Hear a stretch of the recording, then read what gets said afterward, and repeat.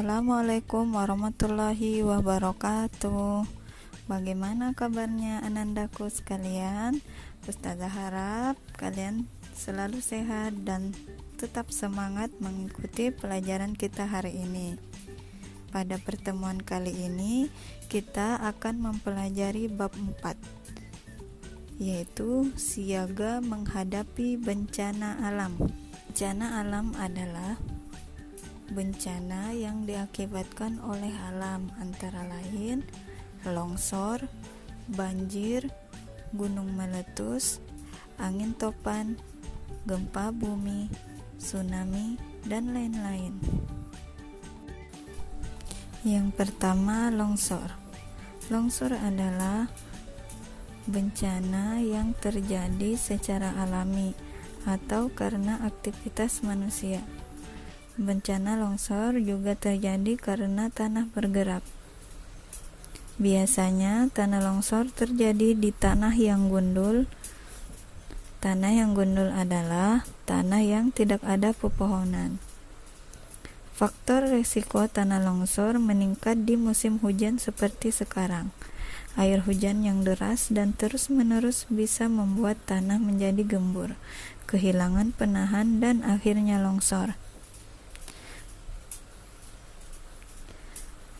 Salah satu tanda terjadinya tanah longsor adalah dari arah bukit terdengar suara gemuruh. Penyebab terjadinya longsor adalah kurangnya pepohonan akibat adanya penebangan liar. Maka dari itu, kita harus menjaga lingkungan kita agar terhindar dari bencana tanah longsor dengan cara membuang sampah pada tempatnya, menanam pohon, dan sebagainya. Contoh bencana alam longsor yang pernah terjadi yaitu longsor di Cianjur, Desa Giri Mukti, bulan November 2011. Yang kedua yaitu banjir. Banjir adalah peristiwa bencana alam yang terjadi ketika aliran air yang berlebihan merendam daratan. Biasanya banjir berasal dari sungai atau hujan yang lebat yang terjadi terus-menerus.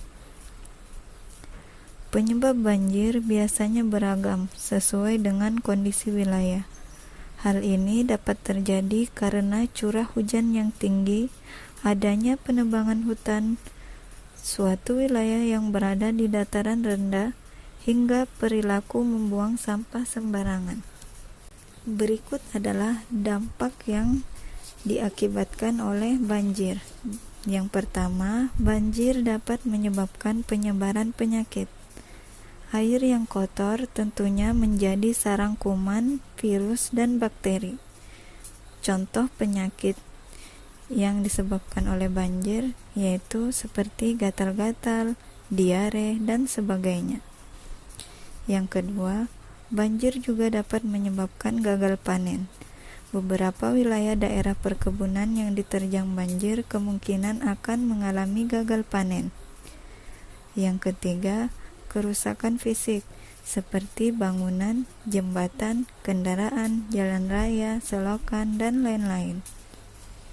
Yang keempat, langkah makanan tertentu, karena akses menuju lokasi banjir yang tidak mudah, sehingga daerah tersebut kesusahan mencari makanan.